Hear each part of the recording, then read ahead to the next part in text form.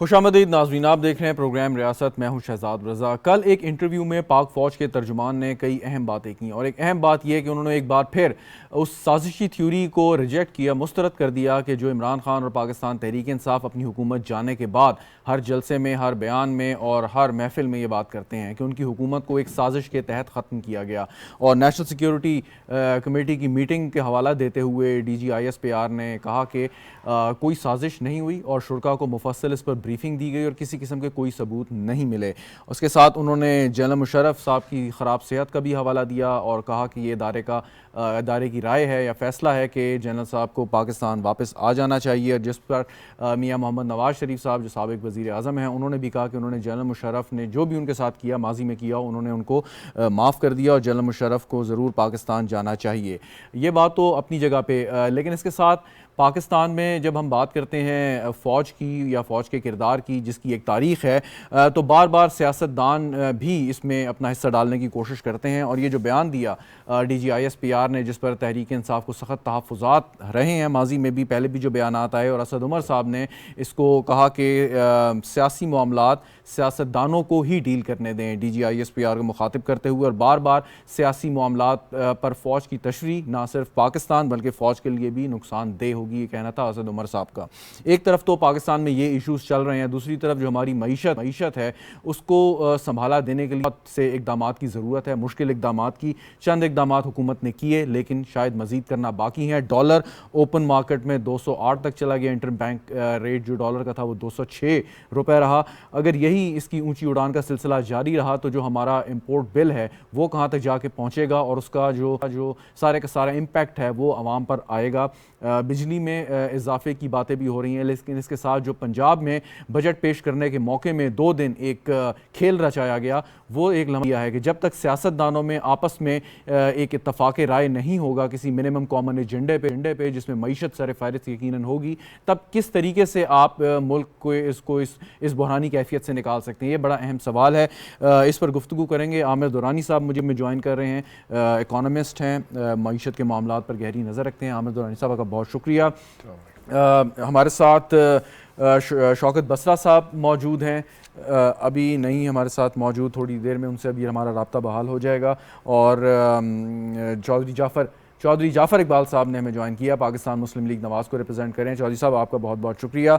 आमिर दुरानी साहब, आपसे मैं आगाज़ करता हूँ। ये तो हम बहुत हमने हमें बताया, हम सुन चुके हैं कि क्या होना चाहिए, क्या करना चाहिए, या माजी में क्या होता रहा जिसकी वजह से हम ये पहुँचे। अब मैं सिर्फ ये पूछूंगा कि आगे होगा क्या अगर ये सूरत हाल रहती है या गवर्नमेंट कोई भी इकदाम करती है, तो ये डॉलर का सिलसिला कहाँ रुकेगा, महंगाई कहाँ जाके रुकेगी, आम आदमी को जो रिलीफ की बात होती है वो कब तक पहुँचेगा? शुक्रिया शहजाद। तो इसमें ये बताना कि ये रुकेगा कहाँ जाके, पहुँचेगा कहाँ जाके, तो मैं तो कोई मतलब पैगंबर नहीं हूँ, ना में कोई प्रोफेसी की वो पाई जाती हैं। लेकिन अगर हुकूमत इस वक्त चंद इकदाम, मैं आपको एक जल्दी से मिसाल देता हूँ कि अभी आज उनको इफ़ेक्टिव बैंक रेट बढ़ा देना चाहिए था स्टेट बैंक को।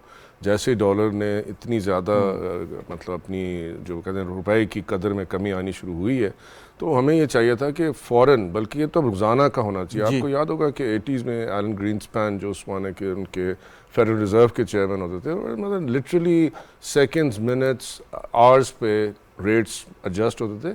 State Bank governor has to be nimble, ठीक है। लेकिन ये एक सतही वो है, यानी कि इस पर थोड़ा सा प्रेशर कम होगा, क्योंकि ये जो प्रेशर कम होगा ये एक बड़े ऊपर की जो हमारी इंडस्ट्री है उसके लिए।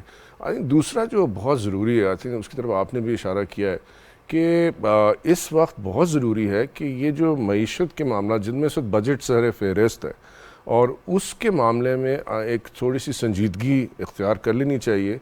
मैं आपको मिसाल यहाँ पे एक और फिर इसी तरह दे देता हूँ। अच्छा, लोगों, सॉरी आपकी बात काट रहा हूँ, लेकिन आसान लफ्ज़ों में लोगों को समझाने के लिए कि ये 2 दिन जो पंजाब का सबसे बड़ा सूबा, सबसे बड़ा बजट ये पेश नहीं हो सका, तो ये 2 दिन में क्या नुकसान हुआ? कोई नुकसान नहीं हुआ होगा, लोग कहते हैं कोई बात नहीं, 2 दिन बाद पेश हो गया। बजट अभी ना पेश होना जो है उससे कोई नुकसान नहीं हो रहा, क्योंकि ये तो बजट बताएगा 1 जुलाई से इसने आना है, मतलब उस लिहाज से नुकसान नहीं हो रहा।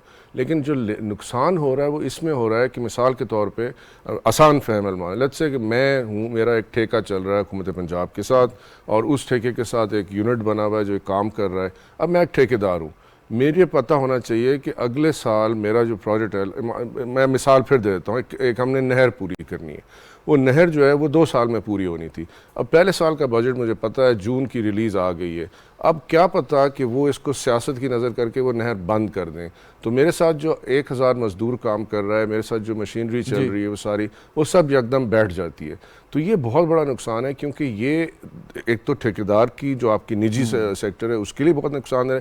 दूसरी बात यह कि बाहर से जो लोग देख रहे हैं, एक तरफ आप बैठ के कह रहे हैं कि जी हम आपके लिए हर चीज़ कर देंगे, 2 दिन में हम आप रशकई की ओपनिंग पे, और दूसरी तरफ ये है कि उनको ये नज़र आ रहा है कि ये हुकूमत आपस में बजट पे भी मुत्तफिक नहीं है। लेकिन मैं इस पर थोड़ा सा ना नाजरीन के लिए और आपके लिए थोड़ा सा ये इसको थोड़ा सा संजीदगी से अगर हम गौर करें तो याद रखिए कि GOP यानी जो उनका गवर्नमेंट, हम अगर अमेरिका की मिसाल, चूँकि हम अमेरिका को बहुत ज़्यादा फॉलो करते हैं, तो आपको याद है कि ये ट्रंप, उससे पहले ओबामा के दौर में मतलब 3-3 महीने लेट तक बजट नहीं आया जी था। बिल्कुल, ठीक है ना। तो ये सियासत चलती है, लेकिन इसका आखिरी जो नुकसान होता है वो ना सियासतदानों को होता है, ना अशरफिया को होता है, वो सिर्फ आम तबके को होता है जिसने काम करके और मजदूरी कमानी होती है। बिल्कुल ठीक। चौधरी जाफर इकबाल साहब, अब हुकूमत आई और हुकूमत ने वादा किया कि जो तहरीक इंसाफ ने गलत फैसले किए या गलतियां की हैं उनका वो असाला करेंगे, लेकिन इसमें वक्त लगेगा। आपने सख्त फैसले किए, पेट्रोल की कीमत बढ़ाई और दोबारा से एक बाज़गश्त है कि पेट्रोल की कीमत दोबारा मज़ीद बढ़ेगी IMF की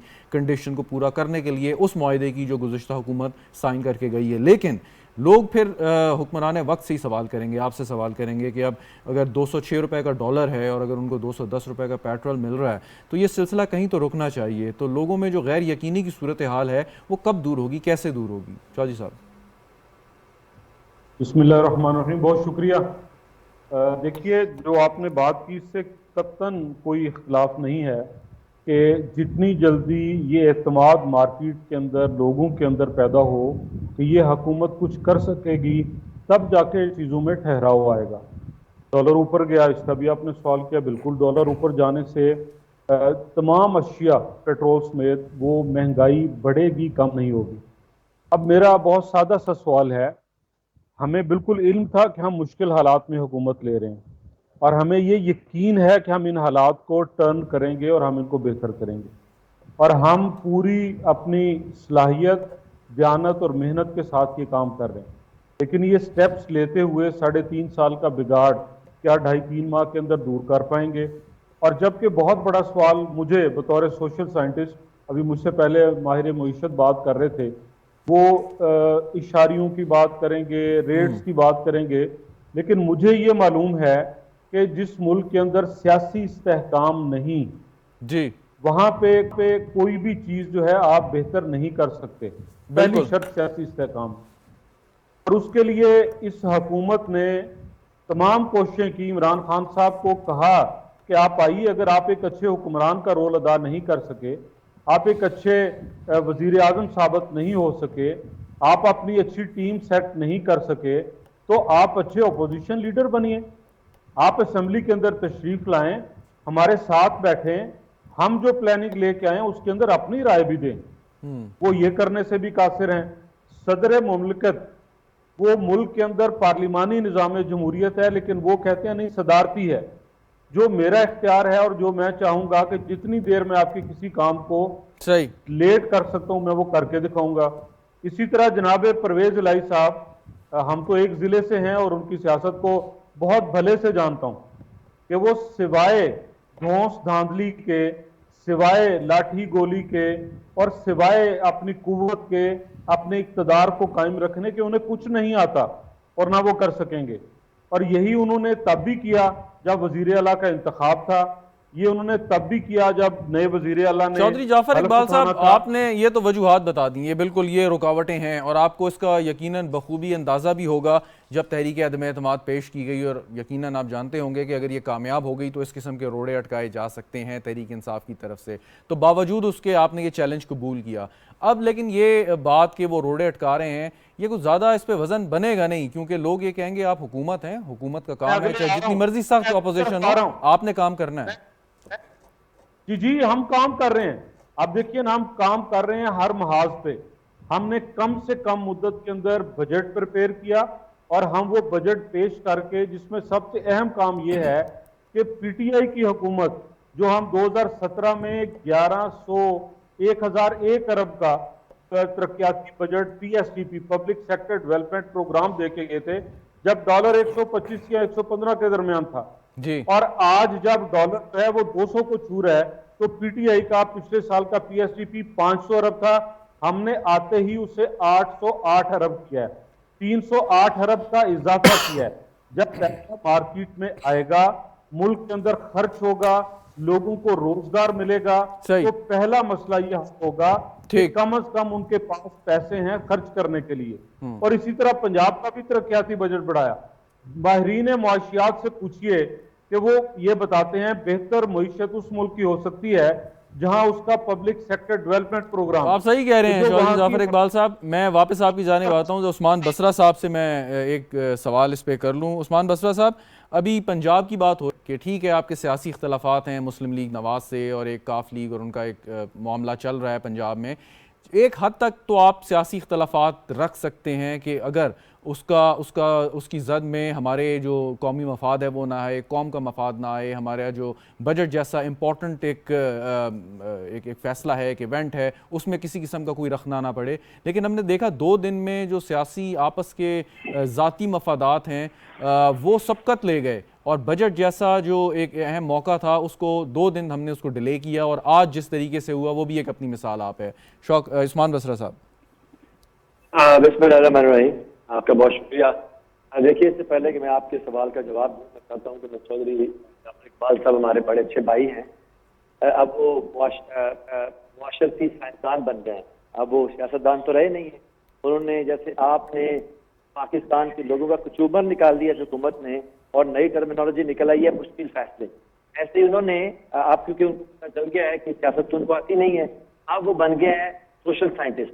तो सोशल साइंटिस्ट साहब की खिदमत में मैं ये अर्ज करना चाहता हूँ कि इमरान खान ने, अगर इससे ये मुल्क नहीं चल रहा था और आप कह रहे हैं कि आइए बैठिए हमारे साथ, तो जिस आदमी से मुल्क ही नहीं चल रहा था बकौल आपके, उसको आपके साथ अपने साथ बिठा के आप उससे क्या सीखेंगे। देखिए, पाकिस्तान का एक इक़्तिसादी सर्वे ऑफ पाकिस्तान अभी आ गया है, वो इन तमाम झूठों के मुंह के ऊपर, जो झूठ है ना, इसके मुंह के ऊपर चालक बन दिया उसने। इमरान खान की हुकूमत के खिलाफ यहाँ पे एक डिफेक्टो नैरेटिव ऑन पर्पस बनाया गया कि नाअहल हैं। तो नाअहल ने तो पाकिस्तान की मुआशियात को 6% की तारीखी तरक्की, जिसका हदफ 4.8 था, उसको 6% पे वो ले गया। वो नाअहल था, और आज इस मुल्क की अच्छा, चलें आप उस्मान बसरा साहब, मुझे मेरे सवाल पे अगर प्लीज आप आ जाएं कि देखें, चलें वो तो हो गई। अगर आप हुकूमत को तनकीद का निशाना बना सकते हैं बिल्कुल बनाएं, लेकिन मेरा सवाल ये है कि बजट पेश होने जा रहा है, और इस मौके पे तो मतलब आपने कौमी असम्बली में भी एक हमने देखा कि तहरीक इंसाफ ने मतलब एक अपना एक मौक़िफ़ दिया, लेकिन उसके बाद वो चले गए। इस तरीके से एक हद से ज़्यादा आप आगे नहीं बढ़े। वहाँ यहाँ पे पंजाब में क्या सूरत हाल है? वहाँ पे आपके जो इत्तेहादी हैं वो क्यों नहीं मानते? देखिए, मेरी बात सुनिए, पहले सबसे तो आप ये बात तय कर लें कि पंजाब के अंदर जो इस टाइम हुकूमत बिठाई गई है, जो शब्द आइन और पाकिस्तान की जमहूरी तरीकों और पाकिस्तान की पॉलिटिकल नॉर्म से मारा गया है, क्या ये लेजिटिमेट हुकूमत? पहले आप मुझे ये बताइए कि क्या ये हुकूमत बजट पास करवाने की सादा हैसियत रखती है, जबकि 20 नोटों का फैसला जो है वो बिल्कुल क्लियर है। नंबर 1। दूसरी बात यह है कि पाकिस्तान की तारीख के अंदर क्या किसी जमहूरी नॉर्म या पाकिस्तान का जमहूरी कल्चर इस बात की इजाजत देता है कि आपका जो गवर्नर है वो एक डिफेक्टिव किस्म के लेटर्स निकाले और गजट ऑफ पाकिस्तान में उसको प्रिंट करवा दे? मुझे बताए ना, एक पाकिस्तान नहीं वो आप कानूनी नुक्ते उस्मान बसरा साहब उठा सकते हैं, इस पर बात कर सकते हैं। अदालत में भी आप मुतअद्दिद दफ़ा गए और आपने बार बार ये बात की। मेरा सवाल सिर्फ ये है कि जब कौमी मफाद की बात आ जाए, एक मिसाल आपको मैं दे देता हूँ। जब हिलरी क्लिंटन और डोनाल्ड ट्रंप के माबैन इलेक्शन हुआ, हिलरी क्लिंटन हार गई, बावजूद इसके कि शवाहिद मिले कि ये इलेक्शन दुरुस्त नहीं था या इसमें कोई गड़बड़ की गई, लेकिन नतीजे को तस्लीम करते हुए ये कहा कि अगरचे नतीजे को हम हैवी हार्ट से तस्लीम कर रहे हैं, क्योंकि हमने सिस्टम को आगे चलाना है, सिस्टम को जो है मैं आपका ये हाइपोथेसिस तय कर लेता हूँ। चलिए, आपने ये तस्लीम कर लिया कि ये हिलरी क्लिंटन वाले मामले की बिल्कुल एक मैंने सिर्फ एक मिसाल दी है, ये नहीं मैंने कहा कि कोई मामला गलत है, ये आपकी तशरीह है। घबराए नहीं, मेरी बात सुनना ना। नहीं मैंने कहा घबराना सर, मैं तो सवाल आपसे कर रहा हूँ। मैंने तो यहाँ तक कहा कि हुकूमत पे तनकीद करें पीटीवी पे बैठ के। सर वो कोई बड़ी बात नहीं, इससे ज्यादा तनकीद हर दौर में होती रही है, कोई ऐसी बात नहीं कि पाकिस्तान के टैक्स के पैसे का चैनल है, किसी आजादी नहीं है। देखिए मसला क्या है, मसला सिर्फ सिंपल है पंजाब के अंदर बनाई गई हुकूमत आईजी पंजाब और चीफ सेक्रेटरी पंजाब की एक मुदाखलत के बाद एक इलेजिटिमेट हुकूमत है। इसकी कोई कानूनी कोई आईनी हैसियत नहीं है।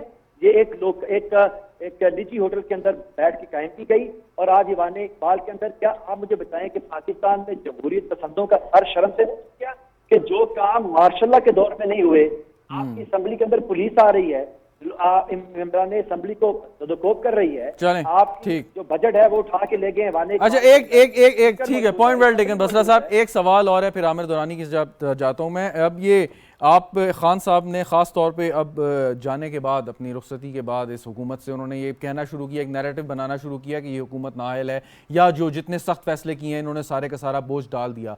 हुकूमत का ये मौक़िफ़ है कि IMF के साथ आप एक एग्रीमेंट करके गए थे और अब अगर मज़ीद 20 या 30 रुपये पेट्रोल बढ़ेगा तो उसी मुआहदे के तहत बढ़ेगा कि जो पाकिस्तान तहरीक इंसाफ की हुकूमत करके गई थी, यानी इससे आपको बरी ज़िम्मा हम करार नहीं दे सकते। तो खाली ये जब आप बात करते हैं नून लीग के खिलाफ या हुकूमत के खिलाफ, तो आप इस मुआहदे पे भी जरा नजर डाला करें कि क्या है ये। आप एक काम कीजिए हुजूर, आप एक काम कीजिए, मैं आपकी नौकरी की चीजों से वाकिफ हूँ, तो बड़ा एक्सपीरियंस है। आप एक काम देखें, आप बार बार उस्मान बसर साहब माजरत के साथ आप पर्सनल अटैक कर रहे हैं, मुनासिब नहीं है। आप PTI आपकी जब हुकूमत थी, आप मेरे शो में आते थे, उस वक्त भी आपने मेरा कंडक्ट देखा, अभी भी आप देख सकते हैं। आप खुल के तनकीद करें हुकूमत पे, पर्सनल अटैक मेरे पे ना करें।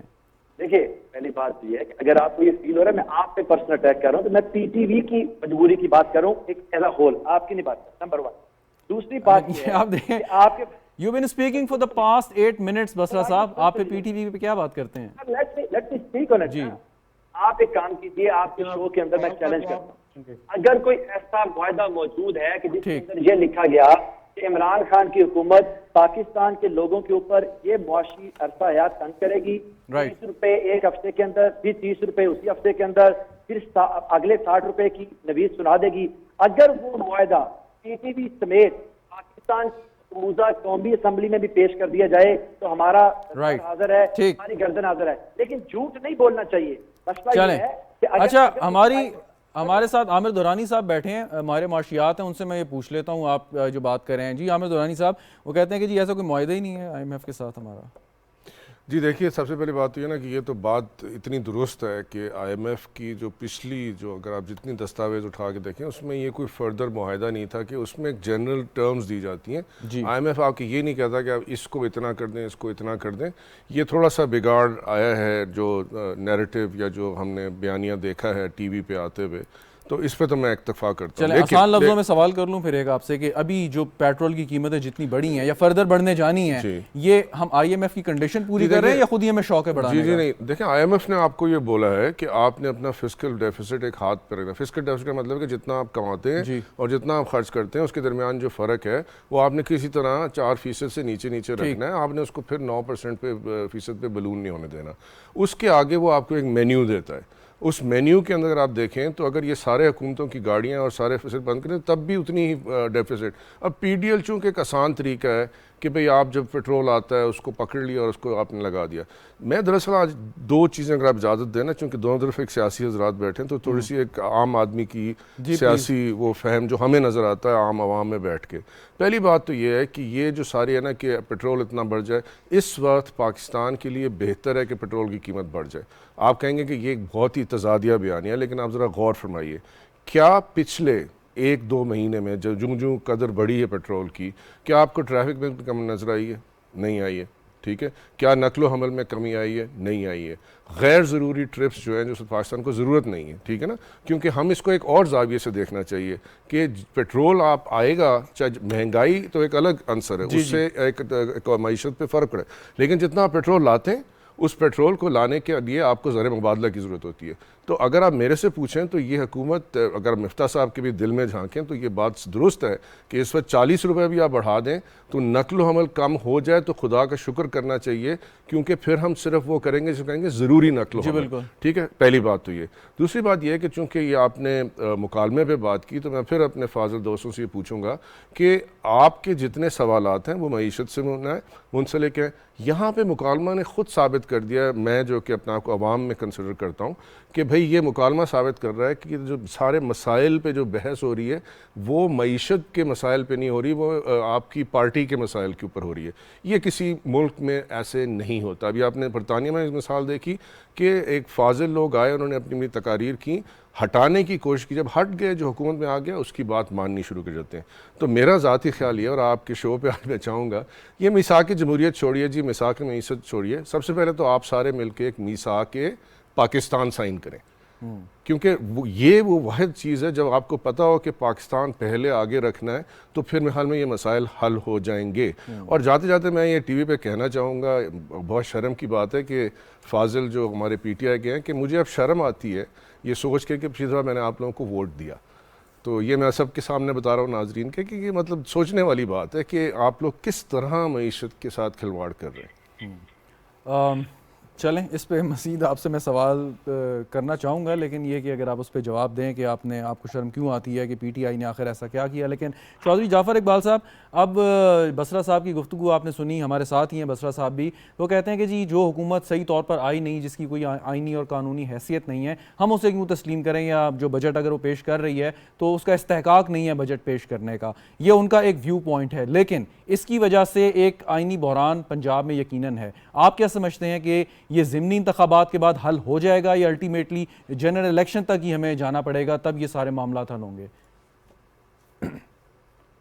यकीनन ज़िमनी इंतखाबात से फ़र्क पड़ेगा। वो जो 20-22 सीटें हैं उनका फैसला आने से असम्बली के अंदर पार्टी पोजीशन में बड़ा वाज़ेह फ़र्क पड़ेगा। जहाँ तक बसरा साहब के ख्यालात हैं, शेख रशीद साहब की पुरानी वीडियोज़ निकालिए, जनाब इमरान खान साहब की वीडियोज़ बतौर अपोजिशन लीडर या वज़ीर आज़म और यहाँ आज की, सिवाय जलाओ घिराओ, उसको पकड़ो और कुछ नहीं नज़र आएगा। बहरहाल उन्हें करने दीजिए जो करते हैं, हमें अपना काम करना है। हमने 13 से 18 भी इमरान खान साहब की ये सारी पॉलिसी भुगती, मैं लाहौर बंद कर दूंगा, मैं पेशावर बंद कर दूंगा, भले करते रहिए, वो करते रहे, हम अपना काम करते रहे। अभी जो बात हुई मिसाक पाकिस्तान की, आईन पाकिस्तान 1973 का आइन मौजूद है और पाकिस्तान की तमाम इकाइयाँ उसके ऊपर मुत्तफिक हैं। उसी के अंदर मेरे रोल का भी तयन है, बसरा साहब के रोल का भी तयन है। बसरा साहब को ज़रा ये है कि वो अपना रोल जो मिल जाए उसे ताहयात चाहते हैं। आइन में ऐसी कोई गुंजाइश नहीं है। विद द ड्यू मतलब apologies, with due respect Basra sahab, वहाँ कोई गुंजाइश नहीं है। आपको चलना पड़ता है, ये मानना पड़ेगा कि अब आप हुकूमत में नहीं है, बैठिए अपोजिशन बेंचेस पे, अपना रोल अदा कीजिए। और जो मैंने ये कहा कि इमरान खान साहब असम्बली में आए, मैंने ये नहीं कहा कि मुझे सबक पढ़ाने आए, मुझे तो सबक मालूम है और मैंने काम उसके ऊपर शुरू कर दिया। और मैंने सऊदी अरब, दुबई, तुर्की, इनके जो विजिट किए मेरे वजीर आजम ने, जनाब शहबाज शरीफ साहब ने, वो कारोबारी लोगों को मुतवज्जो करने के लिए, उन रियासतों की इन्वेस्टमेंट लेके आने के लिए, 2015 में हमने 2 ऑयल रिफाइनरीज की बात की सऊदीया से, एक गवादर पे और एक हब वाली साइड। 3.5 साल में ये काम नहीं कर सके उसके ऊपर। हमने जो सी पैक के मंसूबे लेके आए, मैं ऑन रिकॉर्ड हूं कि 2018 अगस्त के अंदर आपने मास्टर प्लान ग्वादर का फाइनल करना था और ये नलायक हुकूमत का हाल नहीं कर सकी। हमने जो ML1 है हमारी रेलवे की लाइन, हमने उसे अपग्रेड करना था, फिजिबिलिटी स्टडी कर ली, सब कुछ कर लिया, ये उसका फाइनेंशियल क्लोज नहीं दे सके, उसके लिए इन्वेस्टमेंट नहीं ला सके, चाइना को साथ कायल नहीं कर सके, उसके ऊपर काम नहीं शुरू कर सके। हमने सियालकोट तक मोटरवे बना दिया। सियालकोट से आज अगर मेरी हुकूमत 3.5 साल रही होती तो कलर सईदा तक मोटरवे बन जाना था। अगर मेरी हुकूमत रही होती तो मैंने वो डैम के लिए जो बाबा जी फंड इकट्ठे करते रहे और वो 10 अरब कहाँ चला गया मुझे नहीं पता। मैंने तो अपने 3 साल के अंदर जो 16-17, 17-18 और 15-16 110 अरब खर्च किया, जमीन एक्वायर की दियामिर बादशाह के लिए। आप बता दीजिए बसरा साहब के 3.5 साल के जो बजट थे, बजट एलोकेशन दियामिर बादशाह की क्या थी सिवाय बातों के? हाँ, आपने कट्टे बताए, आपने अंडे बताए, आपने मुर्गी बताई, वो फिर आप बेरी का शहद बेचने लगे, फिर आप कहीं जैतून उगाने लगे, और फिर वो कराची से जो गैस निकल आई उसके पीछे लगाया। कोई एक काम ढंग का किया आपने? ये आपने पाकिस्तान दो बातें, आपने पाकिस्तान तहरीक इंसाफ की हुकूमत की का जो जी जी, मैं आप ही से सवाल कर रहा हूँ चौधरी जाफर इकबाल साहब, आपने एक रिपोर्ट कार्ड उनकी दिखा दी है हमें, बहुत बहुत काफ़ी दफ़ा हमने काफ़ी लोगों से बात सुनी है कि उनकी दौरे हुकूमत में क्या हुआ। अगेन फिर सवाल ये है कि अब उनकी हुकूमत ने जो करना था वो करके चली गई, लेकिन अब आपने जिम्मेदारी अपने हाथ में ले ली है। इस वक्त आज के दिन मतलब 208 रुपये अगर ओपन मार्केट में डॉलर बिकेगा और 206 उसका इंटर बैंक रेट होगा, तो क्या करेंगे? आपको डॉलर चाहिए, वो कहाँ से लाएंगे? लोग कहते हैं कि आपसे में एक रोड मैप रिक्वायर्ड है कि अगर आप मुश्किल फैसले कर रहे हैं, हम 6 महीने मुश्किलें बर्दाश्त करें, तो क्या 7वें महीने में हमें रिलीफ मिलेगा या नहीं? ये सवालात हैं जिनके जवाब आपकी तरफ से नहीं आ रहे। जी, 6 महीने से पहले रिलीफ मिलेगा जी। सऊदी अरब और दुबई दोनों इन्वेस्टमेंट की सूरत में आपके मुल्क के अंदर डॉलर खर्च करने के लिए तैयार हैं और वो करेंगे। इसी तरह कतर आपको दो तरह से फेवर देने के लिए तैयार हुआ है। बहुत जल्द वो मुआहदे भी होंगे और अमली सूरत भी उसकी नजर आएगी। एक तो आपको वो LNG सस्ती फराम करने के लिए और एक देर पा मुआहदा करने के लिए तैयार है। दूसरा, वो गालबन कोई 2-3 अरब डॉलर जो है वो आपके बैंकों में रखने के लिए तैयार है। इसी तरह चाइना ने आपको बहुत आसान शराइत पे अच्छा, ये डॉलर आप देने के लिए ये आप कतर की बात कर रहे हैं कि वो 2 से 3 अरब डॉलर हमारे बैंक्स में रखने जा रहा है, बिल्कुल वैसे जैसे सऊदी अरब और चाइना ने किया था। कतर ऐसे ही है। ओके, ऐसे ही है। और साथ वो 2 से 3 अरब की आपको LNG भी देने के लिए तैयार हुए हैं। जल्द ये मुआहदे आपको नजर आएंगे। और इन सबसे बड़ी बात जो है वो ये है कि CPEC की इन्वेस्टमेंट जो 3.5 साल बिल्कुल स्लो बर्नर पे रही और बहुत सारी वजूहात की बुनियाद पे रही, अब वो स्पीड अप होगी और वो डॉलर भी आएगा और खर्च होगा। मेरी जाती राय के अंदर अगले साल के अंदर वो कम से कम 3 से 4 अरब डॉलर जो है वो खर्च होने जाएगा आपके यहाँ। बिल्कुल सही। उस्मान बसरा साहब, क्या वैसे ये बेहतर नहीं होता कि आप सियासत जारी रखते, असम्बली के अंदर रहते, हुकूमत को फाइट देते, अपोजिशन लीडर आपका होता, अगला निगरान वज़ीर आज़म जो है वो आपकी मंशा के बगैर नहीं लग सकता, और इसके साथ साथ आप पंजाब में भी एक टफ फाइट देते, लेकिन निज़ाम हुकूमत में कोई ऐसा खलल ना डालते, वो चलता रहता। लोग इस पर तनकीद कर रहे हैं कि ठीक है आप वो करें, आगे भी 1.5 साल बाद अल्टीमेटली इंतखाबात होने हैं और आपके पास ये मौका है अपने आप को सियासी तौर पे मजबूत करने का और बड़े अच्छे तरीके से वापस आने का। तो ये जो अभी इस वक्त की जो हिकमत अमली है, ये कितनी आपको फ़ायदा देगी सियासी तौर पे?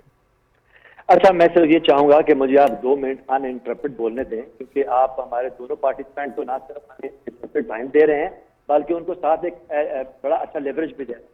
मेरे 2 मिनट मतलब, पहला मिनट में यह है कि जब मैं आपको कह चुका हूं कि ये जो हुकूमत नाम की सर्कस पाकिस्तान में मौजूद है, ये बैरूनी मुदाखलत के बाद आई है और उस बैरूनी मुदाखलत को पाकिस्तान की सबसे हाईएस्ट सिक्योरिटी का फोरम भी एंडोर्स कर चुका है। पाकिस्तान में हुई इस बैरूनी मुदाखलत जो अमेरिका की तरफ से हुई, उसके नतीजे में बनने वाली इस हुकूमत को जो मीर जाफर एंड सादिक कंपनी पर मुश्तमिल है, पाकिस्तान नहीं मानता, पाकिस्तान तहरीक इंसाफ नहीं मानती। हम इसकी पॉलिटिकल लेजिटिमेटी तो इसकी है ही नहीं सिरे से। हम तो कहते हैं कि इसकी कोई मॉरल लेजिटिमेटी भी नहीं है। अच्छा बसरा साहब, एक सवाल साथ पूछ लूं, आप ही जारी रखिएगा। सर नहीं, ये आप इंटरप्ट कर दिया। नहीं, मैं सवाल तो पूछने का रखता हूँ, वक्त आप ही का है, आप ही जवाब दीजिएगा। एक सवाल आ गया फिर भूल जाऊंगा, इसलिए पहले वाला जवाब है। सवाल सुन लें बसरा साहब, मेहरबानी आपकी। सर सुना दें, वैसे पहले वाला जवाब अभी चले बताइए। अच्छा आप मुकम्मल करें, चलें आप मुकम्मल कर लें। मैं अच्छा, दूसरी बात यह है कि मैं आपके पैनल में दोनों बैठे हुकूमती जो तर्जुमान हैं, मैं तो हैरान हूँ कि जो हमारे मुआशी माहर भाई हैं, अब जब उन्होंने अपना मंजरिया इस सूरत में जाहिर कर दिया है तो जाहिर हो गया कि वो तजकियाकार तो नहीं है। मैं भी उनसे एग्री करता हूँ कि उनको पाकिस्तान तहरीक इंसाफ को दिए गए वोट पे शर्म नहीं आनी चाहिए, क्योंकि जब पाकिस्तान में डॉलर था ना 160 रुपए का और साजिश के बाद ये हुकूमत निकाली गई, आज 208 का है, तो शर्म तो आना बनती है। पाकिस्तान ने जब एब्सोल्युटली नॉट कहा और आज इस्राएल। अच्छा अब चलें, आपकी बात होगी, अब मैं एक सवाल कर लूँ बसरा साहब, अब सवाल की इजाज़त है?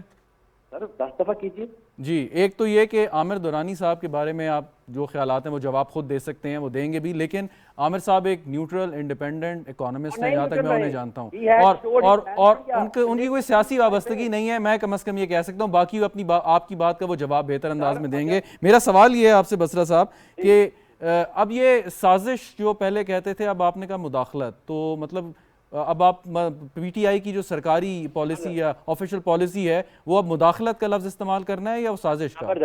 सर ये देखिए ना, ये आपका सवाल मुझे बड़ा अच्छा और इल्मी लगा है। देखिए, हम तो यही कह रहे थे कि ये साजिश है और अमेरिका ने जब इसको शुरू किया तो वो समझते थे पाकिस्तान के अंदर पाकिस्तान की हुकूमत और पाकिस्तान के इदारे मजबूत हैं, चुप चुप करके साजिश करें। लेकिन जब उन्होंने देखा हर चीज आगे लेट गई है, उन्होंने कहा मुदाखलत करो भाई, साजिश तो कमजोर लोग के खिलाफ मुदाखलत की जाती है, तो कमजोर ये लोग नहीं है, ये तो लेट गए हैं, इनके खिलाफ खुली नंगी मुदाखलत करो, क्योंकि साजिश वाले तो ये है कि मजबूत नहीं, मतलब अब क्या हम कहें, मतलब अगर तहरीक इंसाफ की जानिब से कोई बात हमने कहनी हो तो क्या कहें कि ये मुदाखलत हुई है या साजिश हुई है? नहीं, आप ये कहें कि पाकिस्तान के अंदरूनी मामलात के खिलाफ अमेरिका और डोनाल्ड ट्रंप ने जो साजिश शुरू की थी पाकिस्तान के अंदर, इतना बड़ा जुमला कैसे बोलेंगे, कोई एक आसान लफ्ज़ बताएं ना आपको, आप इल्म वाले हैं ना, इसको आसान कहते हैं कि पाकिस्तान के खिलाफ अमेरिकी साजिश उस वक्त मुदाखलत में तब्दील हो गई जब आगे से कोई रेजिस्टेंस नहीं आई और हर बंदा लेट गया। इस पे एक सवाल जो बनता है वो यकीनन ये बनता है कि जब आपको पता चल गया था ये साजिश थी या मुदाखलत थी या जो कुछ भी था, तो उस वक्त आपकी हुकूमत थी, मतलब आपके पास 20-25 दिन बाकी थे, उस दौरान यकीनन कोई ना कोई एक्शन हो जाना चाहिए था, अमेरिकी सफीर को मुल्क बदर कर दिया जाता, कोई जुडिशल कमीशन बन जाता। अमेरिकी सफीर ही नहीं था, किसको मुल्क बदर करते हैं? जी, चार्ज डी अफेयर्स यहाँ पे थे, बिल्कुल आप सही कह रहे हैं, चार्ज डी अफेयर्स को बुलाया जा सकता था, उसके साथ अपने सफीर को वापस आप बुला सकते थे। उस दौरान लोग सवाल करते हैं, देखें आप जब ऐसा आर्गुमेंट बिल्ड करेंगे तो आपके बारे में सवाल भी होगा कि फिर 7 तारीख से लेके 25 तारीख तक आपने क्यों कोई कमीशन नहीं बनाया। मैं जवाब देने को तैयार हूँ, सवाल तो जी सर, जी प्लीज। अच्छा, जवाब ये है कि पहली बात यह है कि अमेरिका की साजिश और मुदाखलत के बाद हुकूमत जब तक बनी नहीं, उन्होंने अपना सफीर भेजा ही नहीं, उनकी कठपुतली हुकूमत। जी ठीक है, पॉइंट वेल टेकन। ठीक है, तो 4 से 25 तक खामोशी क्यों रही फिर? दूसरी खामोशी इसलिए रही कि हमने पाकिस्तान के उन इदारों को जो पाकिस्तान में किसी भी साजिश और मुदाखलत को नाकाम बनाने की जिम्मेदारी लिए हुए हैं, हमने जब उनसे कहा, जैसे बलूचिस्तान के अंदर भारतीय मुदाखलत को वो लोग वहां पे खड़े होकर रोकते हैं, हमने कहा अमेरिकी मुदाखलत है, इसको रोकें, ये साजिश मुदाखलत में तब्दील हो चुकी है। तो हम अच्छा, DGISPR ने जो बात की है, उन्होंने कहा कि जी कोई इसमें साजिश नहीं थी, मुदाखलत की बात तो पहले भी वो प्रेस उसमें कॉन्फ्रेंस में या उसमें जो प्रेस रिलीज थी कौमी सलामती कमेटी की उसमें आ चुकी है, लेकिन कल जो उन्होंने एक इंटरव्यू दिया उसमें कहा कोई साजिश के सबूत नहीं मिले, तो उस बारे में क्या करें? देखिए, मैं तो आपको ये कह रहा हूँ, बांगे दोहल कह रहा हूँ कि अमेरिका ने जो साजिश की, जब उन्होंने देखा कि आगे से इदारे तो बिल्कुल लेट गई यार चीज पाकिस्तान की। अच्छा, एक बात बिल्कुल सही हो गया, एक बात आपने और की बसरा साहब, फाइनल एक पॉइंट पर आगे बढ़ता हूँ कि आपने जैसे ही ये चीज़ पता चली, ख़त मौसूल हुआ या आपको इस चीज़ का इदराक हुआ कि मुदाखलत या साजिश हो रही है, सो मुताल्लिका इदारों को आपने कहा कि इसको नाकाम बनाएं, ये क्या हो रहा है, तो वो मुताल्लिका इदारे तो कहते हैं कि जी हमें तो पता उस वक्त चला जब खान साहब ने वो ख़त दिखाया पब्लिक के सामने, उससे पहले का कोई मीटिंग, कोई रिकॉर्ड कहीं पे कोई मौजूद नहीं है। इसका मतलब ये है कि मैं बड़ी माजरत से कहूँ कि वो मुतल्लिका इदारे फिर अपनी नाकामी का इजहार कर रहे हैं कि पाकिस्तान के खिलाफ, खुद उन्होंने कहा, खुद तस्लीम किया कि पाकिस्तान के खिलाफ ब्लेटेंट यानी नंगी मुदाखलत की जा रही है पाकिस्तान के अफेयर्स के अंदर, और वो कहते हैं कि हमें मालूम ही नहीं था।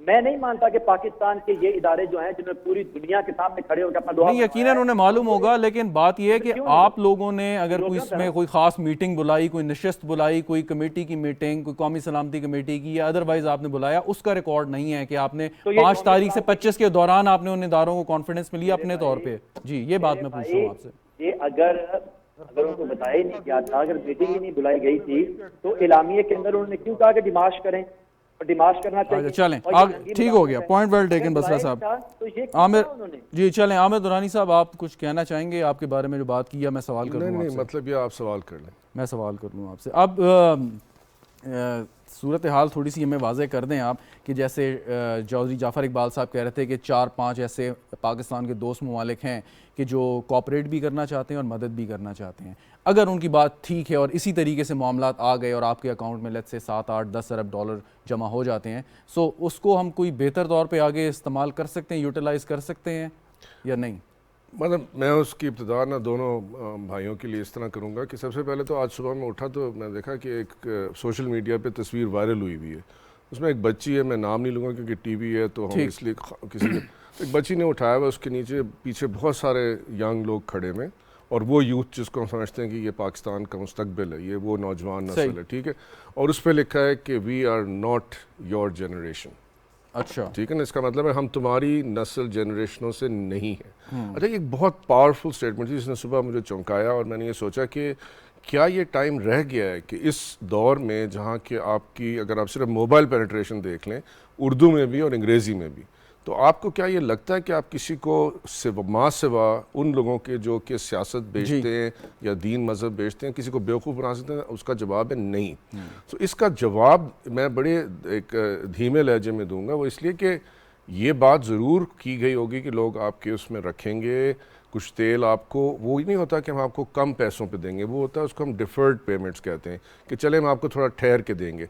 लेकिन एक बात याद रखिए कि तमाम ममालिक जो हैं वो दुनिया में जो हैं वो अपनी अपनी कारोबार यानी अपना, यानी पाकिस्तान कभी भी कोई कारोबार मंदे का नहीं करेगा क्योंकि उसमें हुकूमत के पैसे कम होते हैं। तो जिस तरह हमने अपने आवाम को जवाब देना होता है, उसी तरह उन लोगों ने भी अपनी आवाम को जवाब देना होता है। सो चाहे वो चीन हो तो हर एक का निजी होता है। और कतर की स्पेशल मिसाल पे अगर आप आ जाएं, आज तक कतर ने मंदे की कोई सौदा नहीं किया है, ये रिकॉर्ड पे, ठीक है। सऊदी अरेबिया ने आज तक हज से लेके किसी चीज़ पे मंदे का सौदा नहीं किया।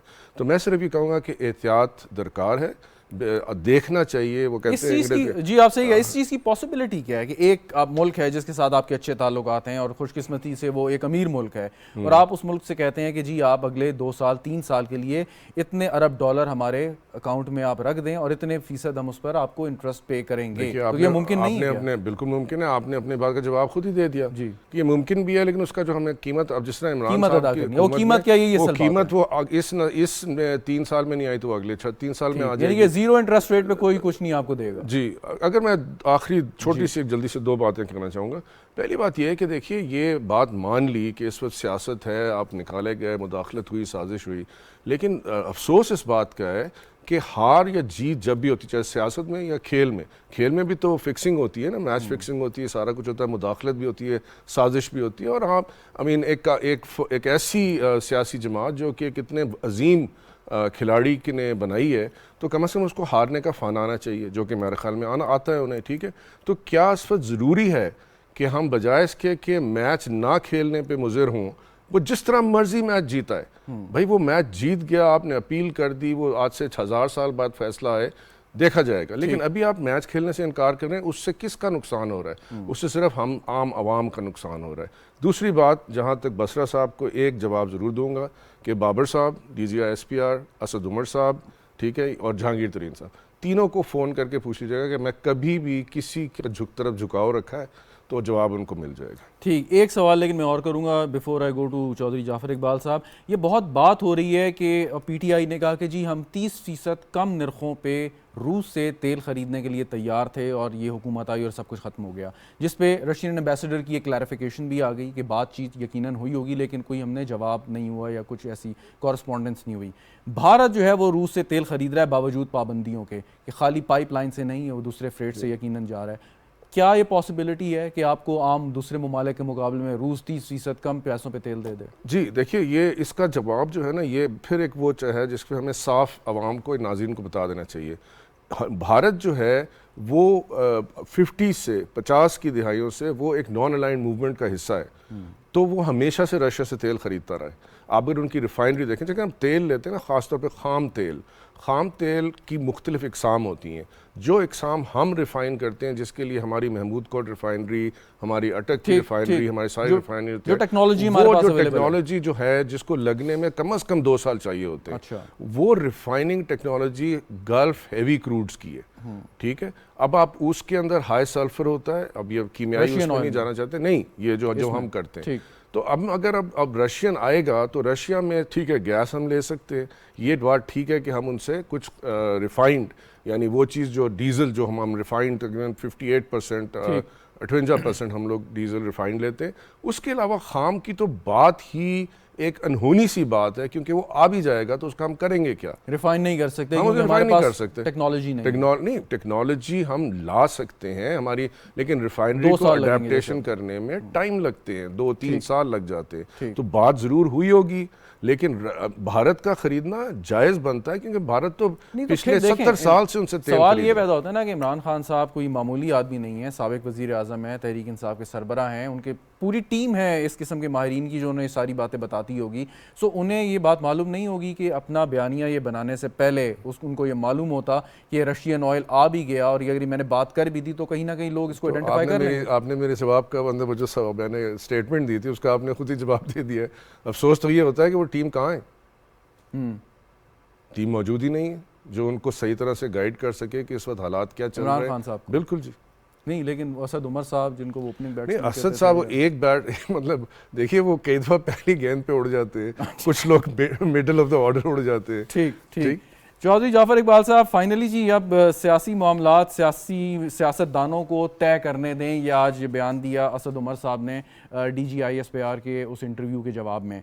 तो सियासतदानों को ही करने चाहिए, चाहे दूसरा सियासतदान या दूसरा हरीफ जितना मर्जी रूठा हो आपसे, तो जिम्मेदारी सियासतदानों की है कि इस चीज़ को अपने दरमियान रखें और सियासी तौर पर हल करें। चाहे आपके सामने जो आपका मुखालिफ है वो परवेज़ इलाही है या इमरान खान है, आपकी बात सुनने को तैयार नहीं है, बट अल्टीमेटली गवर्नमेंट ने इनिशिएटिव लेना है। कैसे लेना है ये आप हमें बेहतर बता सकते हैं चौधरी साहब।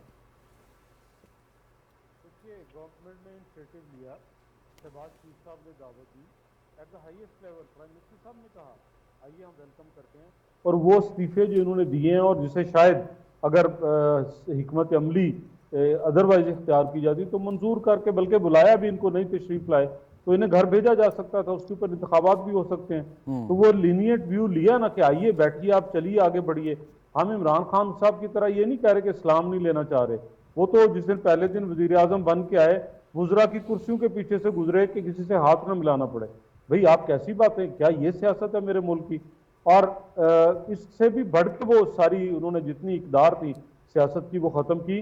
और असद उमर साहब की बात दुरुस्त है, हमें खुद बैठ के करना चाहिए। वो जो DGISPR या दूसरे तीसरे जो भी बयान दें उसकी ज़रूरत नहीं है। इससे पहले आप सवाल कर रहे थे बसरा साहब से, आप जो मर्जी करते जाएं। अमेरिका ने इतनी मुदाखलत की कि इनका कामयाब वहां जलसा, तब ये हार पहना रहे थे वजीर आजम को, वजीर खारजा को, कि अमेरिका का कामयाब दौरा हो गया जी। और फिर उन्होंने ही मना किया।